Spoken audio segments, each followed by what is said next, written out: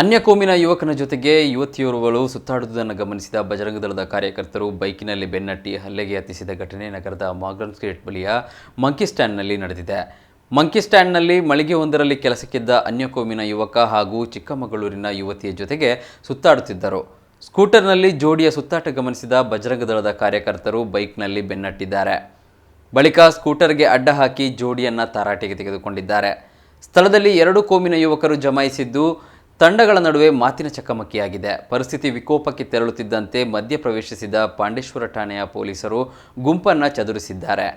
ಅನ್ಯಕೋಮಿನ ಜೋಡಿಯನ್ನು ವಶಕ್ಕೆ ಪಡೆದು ತನಿಖೆ ನಡೆಸುತ್ತಿದ್ದಾರೆ. ಈ ಸಂಬಂಧ ಇಬ್ಬರು ಆರೋಪಿಗಳನ್ನು ಪಾಂಡೇಶ್ವರ ಪೊಲೀಸರು ವಶಕ್ಕೆ ಪಡೆದಿದ್ದು ಅಕ್ಷಯ್ ರಾವ್ ಮತ್ತು ಶಿಬಿನ್ ಪಡಿಕ್ಕಲ್ ಬಂಧಿತ ಆರೋಪಿಗಳು. ಬಂಧಿತರನ್ನು ಪಾಂಡೇಶ್ವರ ಪೊಲೀಸರು ವಿಚಾರಣೆ ನಡೆಸುತ್ತಿದ್ದಾರೆ.